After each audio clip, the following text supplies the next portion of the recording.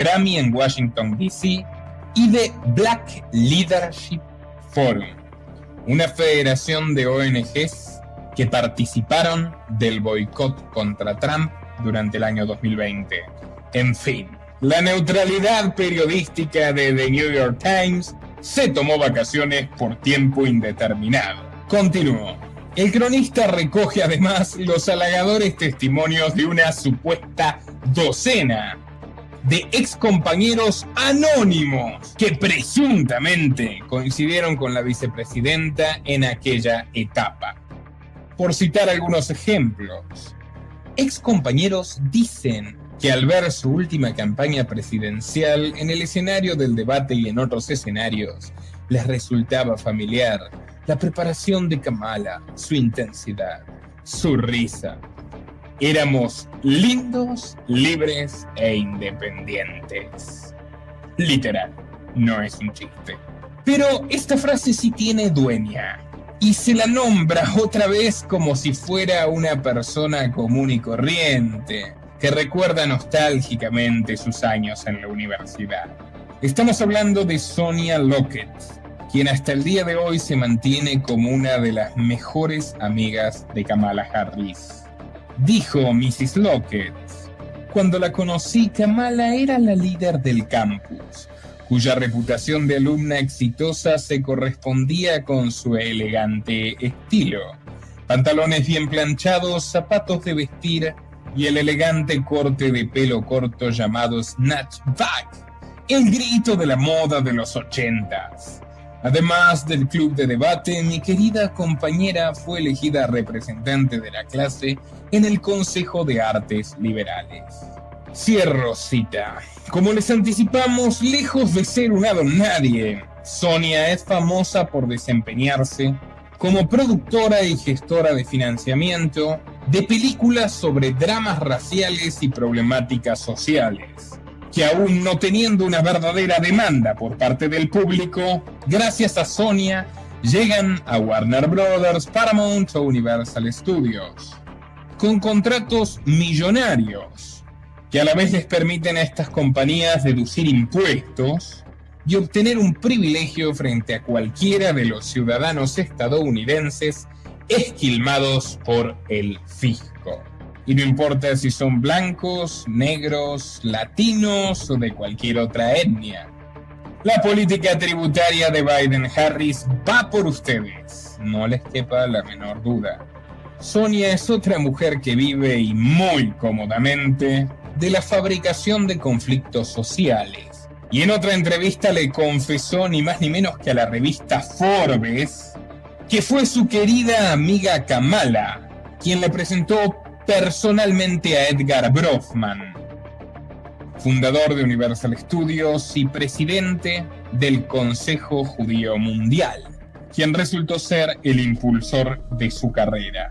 Favor por favor se paga, y ahora Sonia se anota primera en la lista para dejar bien parada a su colega Kamala frente a la prensa. Pero bueno, retornemos a esta primera etapa universitaria de Kamala Harris. Comprendida entre 1982 y 1986 en Washington, D.C. La joven Kamala tenía buenas calificaciones, pero según su propio publicista, el autor de esta nota, había logrado, en contraste a su escuela primaria, hacerse popular. Sí, gozaba de una gran popularidad. Además de los clubs citados, también dirigía la Sociedad de Economía, apoyada, claro, en el prestigio de su padre entre los economistas de izquierda, y asimismo le sobraba tiempo para largas giras nocturnas, de bar en bar y por todas las discotecas de Georgetown. Al fin y al cabo, ¿a quién no le gusta divertirse? Bueno, yo puedo decirles quién no se divirtió. Según el periódico The Hilltop, Kamala desempolvó el feminismo elitista que aprendió de su mamá para organizar una sentada de protesta contra la expulsión del editor de la Gaceta Estudiantil. ¿Por qué había sido expulsado? por publicar denuncias de abuso y discriminación sexual sin evidencias que las respalden, perjudicando a profesores y a otros alumnos. Los rumores aducen que era Kamala, ni más ni menos, la que construyó uno a uno los libelos para vengarse de los educadores más exigentes o de sus rivales en la política estudiantil. Harris utilizando la calumnia en su propio beneficio. No sería ni la primera ni la última ocasión. Curiosamente, esta teórica solidaridad de Harris con su amigo el editor no fue la misma con aquellos compañeros que fueron encarcelados por protestar pacíficamente frente a la Embajada de Sudáfrica y el Capitolio contra el apartheid. Eran, por supuesto, los más radicales, los que no estaban dispuestos a arrodillarse ante ella, a quien veían como una arpía calculadora que, no siendo siquiera afroestadounidense en términos rigurosos, utilizaba a este colectivo como un trampolín para su carrera. New York Times habla de ellos y de la deliberada omisión de Harris frente a su trágica suerte. Pero, qué casualidad, no invitó a ninguno de los sobrevivientes a opinar sobre lo ocurrido.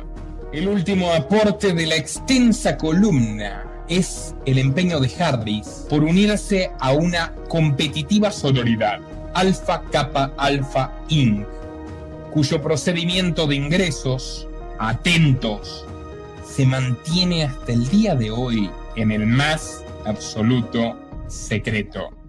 Sobra decir que Harris ingresó a esta antigua sororidad luego de lo que el propio cronista describe como un rito de iniciación críptico, oculto y agotador. Y en palabras de Lori Sander Rice, una de sus 37 sororas, se transformó inmediatamente en la lideresa del grupo. Cito: un antes y un después, dentro de la sororidad negra más selecta de Estados Unidos, Kamala dejó una huella. Y es así.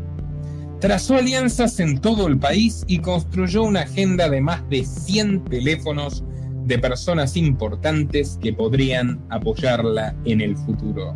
De esta forma, Kamala no solo logró un lugar importante como exalumna de Howard, institución que incluso llegó a cederle gratuitamente sus instalaciones para que lleve adelante sus campañas en Washington en los últimos tiempos, sino que además estableció una red de favores y vínculos secretos, que por ejemplo se ilustra en una ocasión que narra el cronista de The New York Times recientemente en un acto de campaña en Atlanta. Kamala ordenó reservar un asiento de primera fila para una de sus compañeras de sororidad, ordenando expresamente mantener en secreto el nombre de la agasajada.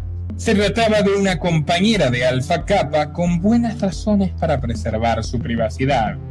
Este hecho despierta polémica porque precisamente en Georgia, la filial de esta controvertida federación femenina, quedó bajo el ojo de la tormenta por demostrarse que las aspirantes eran forzadas a la prostitución. No estoy exagerando y hay una sentencia judicial al respecto. Alessia Johnson, sorora de Kamala, cumple una pena de 5 años de libertad bajo palabra por haberse declarado culpable de forzar a prostituirse a una joven candidata con el fin de conseguir dinero para vaya uno a saber qué.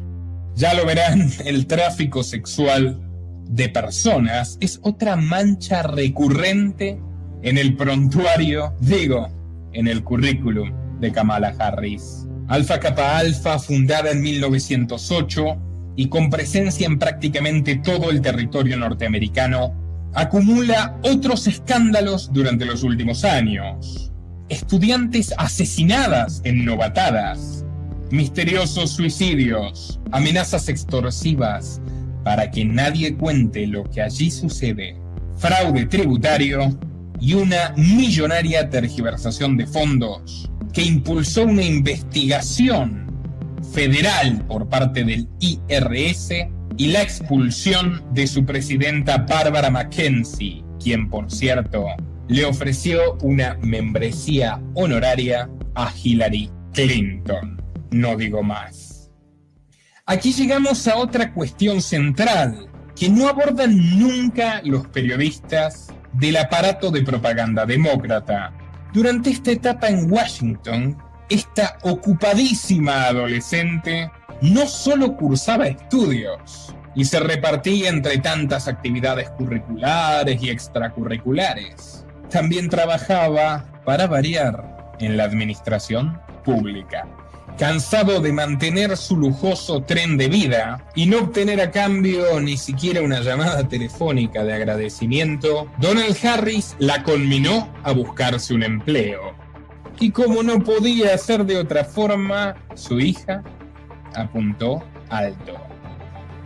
En calidad de dirigente estudiantil y por recomendación de un amigo de papá, Kamala acudió al Hotel Howard de Washington, D.C., donde se reunía el recién